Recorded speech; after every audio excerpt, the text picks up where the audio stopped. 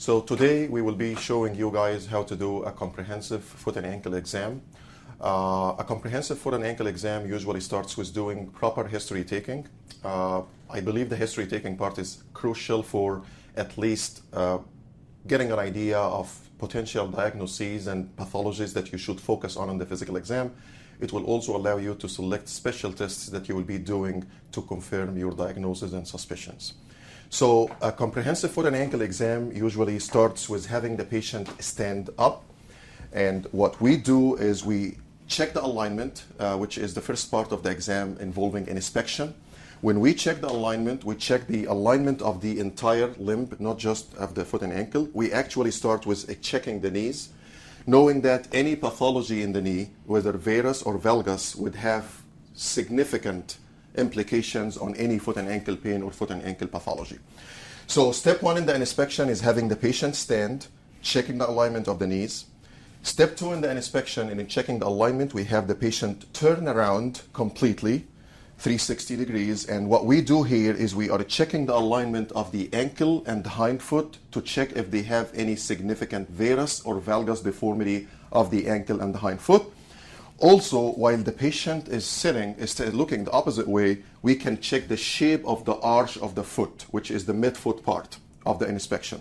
So patients can have normal arches, patients can have low arches. The scientific term of that would be pes planus or flat feet, or they can even have high arches, and the scientific name of that would be cavus feet. Also, in this position, you can tell if the patient have what we call the too many toes sign, which would be an indication that you are seeing too many toes from the outside of the foot, and that would mean that they have significant valgus deformity and significant pes planus. As you can tell here, we are able to see too many toes on the outside of the foot. After you are done checking the alignment of the ankles and the hind foot, you would ask the patient to turn around again, and then you would inspect the shape of the forefoot. When we are looking at the 4 feet, we check the alignment of the great toe, check if the patient has any varus or valgus deformities of the great toe, hallux valgus, hallux varus. You also are checking the alignment of the lesser toes, right? And for the lesser toes, we are checking if the patient have any contractures of those toes, which are called hammer toes or mallet toes. So what else do we look for in an inspection is after you are done with your standing exam, you basically have the patient sit down. And we are basically doing an inspection for any effusion or swelling. And for the effusion or swelling, you want to know if it's a diffuse type swelling involving the entire ankle or the entire foot, or it's more of a specific swelling involving certain parts of the ankle or feet. And that will also guide you in your differential diagnosis and planning treatment based on where the swelling or effusion is located. After we are done inspecting for effusions, we inspect for any changes in the skin. That can involve inspection for lacerations, inspecting for surgical scars from prior surgeries, and inspecting for any calluses. And calluses are particularly important because any callus would mean that this is a pressure point and this is an overloaded area, and that's why there is excessive skin formation over this area. You would also inspect for any color changes and any swelling changes which can have implications on certain diagnoses in the foot and ankle. And of course, in diabetic patients who have neuropathy, you would also check if they have any skin breakdowns or any ulcerations because of the process, what we call Charcot disease or neuropathy. Lastly, we actually inspect something not in the patient himself, we inspect the shoes that the patient wear. Because sometimes if they have particular deformities, they would end up overloading certain areas of the shoe. So sometimes patients who have, for example, hind foot varus, they would have wearing of the outside of the shoes. So always look at the shoes to make sure they are not wearing asymmetrically. So the next step in our exam, we started with an inspection. Next step would be to do a palpation. In my opinion, palpation is where you really start pinpointing and focusing more on the most probable diagnosis on your checklist, right? Differential diagnosis. And bearing in mind that palpation has to be very meticulous because the difference between one structure and the structure next to it can be just as a finger breadth. right? So when we are palpating joints, we are palpating bones, we are palpating ligaments, and we are palpating tendons. When we are palpating joints, we palpate for tenderness and for any effusion or swelling in that tendon. When we are palpating bones, we are palpating for any palpable exostosis or any bony prominences. When we are palpating tendons, we are looking for swelling and bogginess around that tendon. And when we are palpating ligaments, we are basically doing some special tests to see if that ligament is intact and functioning or is torn and the ankle or is lax or loose. So something also very important before we start showing you the palpation is in neuropathic patients, they might not have pain. So be mindful of those category of patients who have diabetes or have some sort of neuropathy, because they might not have pain because basically their nerves are not functioning properly. Also, patients who are extremely sensitive when you are palpate, right? This also a very important category of patients. If they have hypersensitivity to your touch or to your deep palpation, if this is combined with any skin changes, temperature changes, and sweating changes, that might be the common problem called complex regional pain syndrome or reflex sympathetic dystrophy. So those are two categories of patients, the one that has no pain and the one that has hypersensitivity, that you should be mindful of when you are palpating the foot and ankle. So when we are palpating feet and ankle, we always do both sides because we always like to reference. Hopefully one side is healthy, and that's why you can reference and see what's normal to know what's abnormal. And when we are palpating the foot and ankle, we like to divide everything into compartments, right? So on the inside compartment of the ankle, we would find the medial malleolus, right? Anterior to the medial malleolus, we would find the big tendon here called the tibialis anterior tendon. Behind it, we would find the tibialis posterior tendon. And then anterior to the medial malleolus, there is something called the navicular tuberosity, which is the site where the tibialis posterior tendon attaches. You can also feel the anteromedial aspect of the ankle, including the capsule and the talar dome. Also, there's two more structures, very important structures that you can inspect and palpate on the medial aspect of the ankle, including the plantar fascia origin from the calcaneus, from the plantar medial aspect of the calcaneus, and also you can palpate the Achilles tendon, again for any thickening or any tenderness to palpation. When we move to the anterior aspect of the ankle, right, we have the straight anterior aspect of the ankle that can be palpated. And then you will have access to, again, one big tendon here called the tibialis anterior tendon, and one tendon on the outside, which is called the peroneus tertius, the most lateral structure in the anterior compartment of the ankle. You can also have access to the syndesmosis and the syndesmotic ligaments, which anchors the distal tibia to the distal fibula.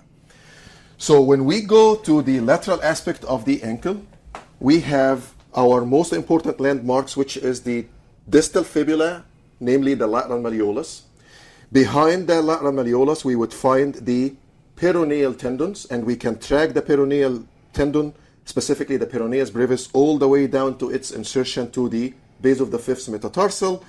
We can also palpate and feel the sural nerve behind the peroneal tendons. Anterior to the lateral malleolus, we can feel the ATFL ligament. We can have the sinus tarsi, which is an empty space here. We all have fat in that spot, and a lot of patients have pain here. We can also feel the subtalar joint, right inferior and anterior to the tip of the lateral malleolus.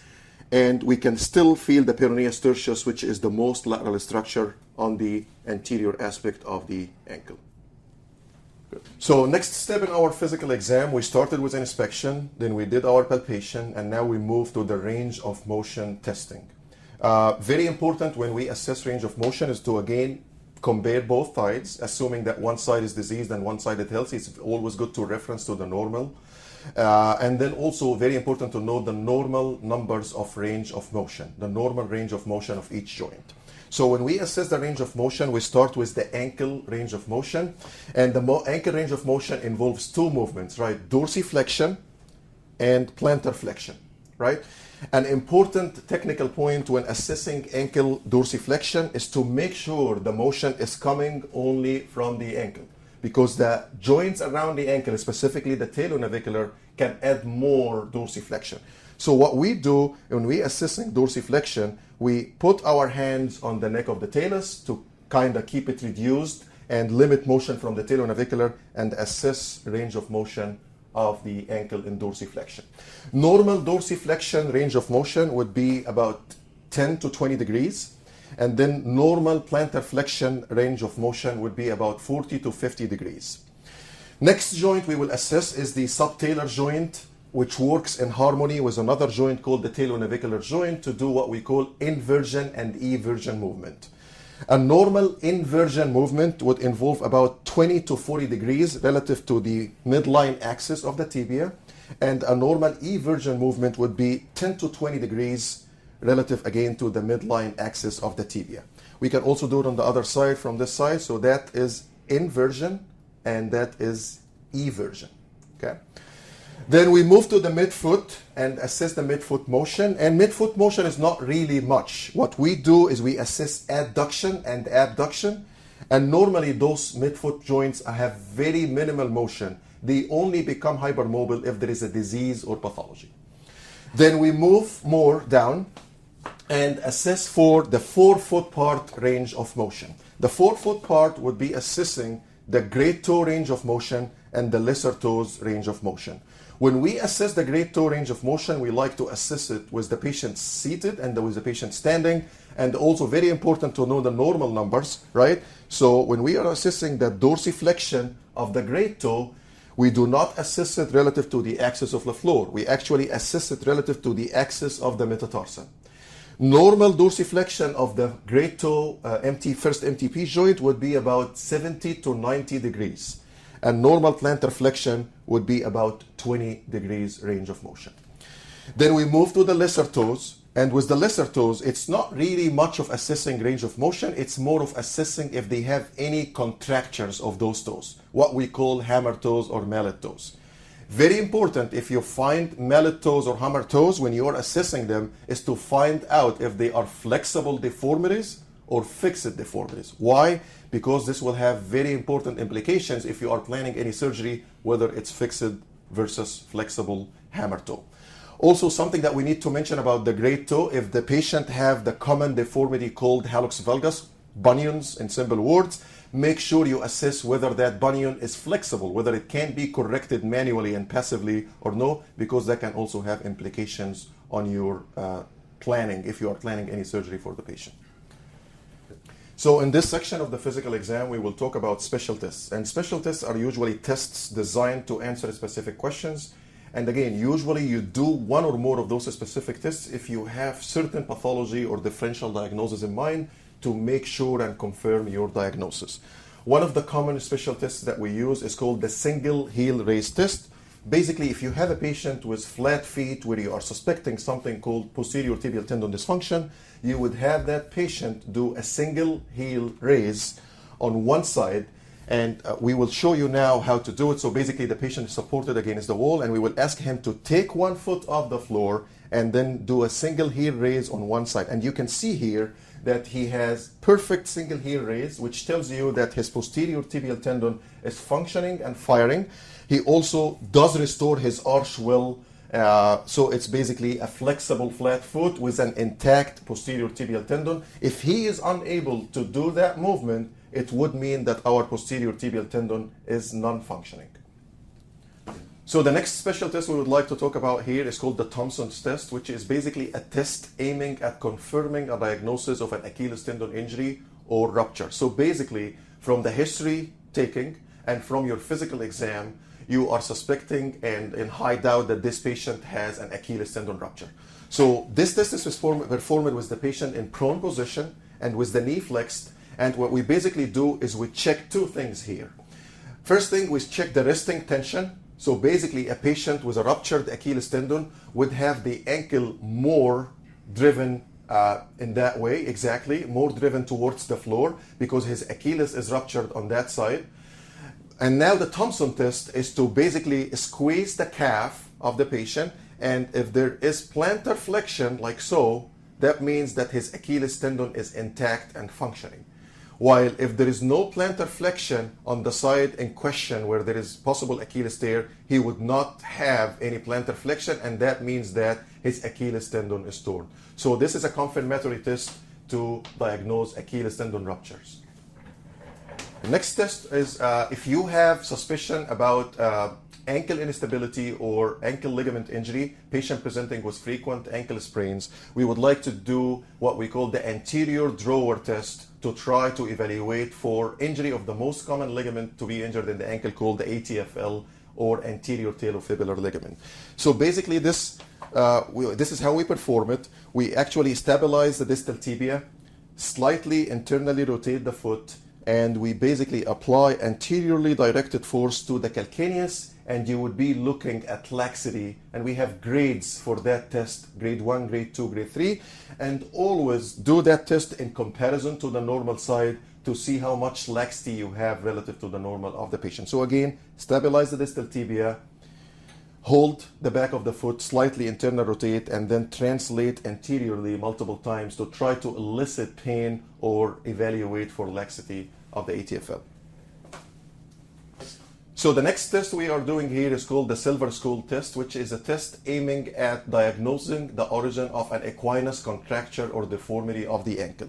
So an equinus contracture of the ankle can come from tightness of the gastrocnemius alone, or it can come from tightness of the entire Achilles tendon. So what we do in a Silver School test is we assess the ankle dorsiflexion with the knee straight and then with the knee flexed. So you basically do it in a slight inversion to lock the transverse tarsal joints to make sure the motion is coming from the ankle, right? And then you basically dorsiflex the ankle and assess your range of motion, and you can use a ruler or goniometer to assess the range of motion. And then this will tell you the dorsiflexion with the knee extended, and then you flex the knee and you assess it with the knee flexed. So if the range of motion improves with the knee flexed, it means that the tightness is in the gastrocnemius, because with the knee flexed, the gastrocnemius is relaxed. So it's not contributing to the ankle, to the tightness. On the other side, if you do this test and with dorsiflexion is the same in extension and in flexion, it means that the entire Achilles is tight. This is very important in decision making when you are doing surgical procedures, because it can mean that the gastrocnemius alone is tight, or it can mean that the entire Achilles tendon is tight.